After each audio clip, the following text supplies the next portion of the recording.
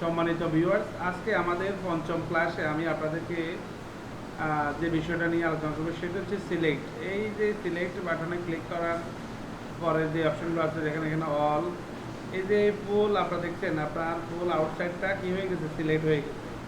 আপনি আবার এখানে সিলেক্ট বাটনগুলো আপনি সিলেক্ট দেবেন, এটা চলে যাবে। সেম আপনি এখানে আবার সিলেক্টে যাবেন, সিলেক্টে যাওয়ার পরে দেখা যায় আপনি এখানে চাইলে রেড সিলেক্টে দিবেন, এটা আবার কি হয়েছে, দেখা যায় আপনার এটা কি হয়েছে, বর্ডারটা সিলেক্ট হয়েছে। আপনি এখানে আবার যান সিলেক্টে, সিলেক্ট দিয়ে দেন, এটা অলরেডি চলে যাবে। এখন পরবর্তী এখানে আছে দেন কালার রেঞ্জ আছে, আপনি চাইলে এটা বর্ডারটা কালার দিতে পারেন, বা ফর এক্সাম্পল আমি এটাকে একটু ইয়ে করে নিই। আপনার দেখছেন খুব সহজে আমার এটা কি হয়ে গেছে, মার্ক হয়ে গেছে।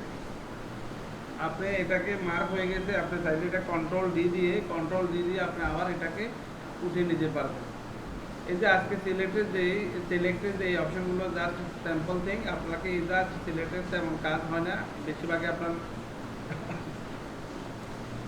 কিবোর্ডের শর্টকাট কি দিয়ে দ্বারা আমরা কাজ করে থাকি, এবং কিবোর্ডের শর্টকাট কি নিয়ে আমরা আলোচনা করব।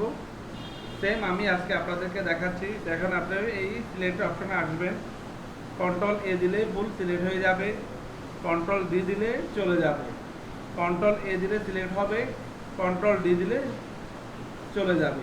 এই জাস্ট নর্মাল অফ থিং, আপনারা এই বিষয়টা জাস্ট অবজার্ভিং করবেন এবং ভিডিওটা দেখবেন।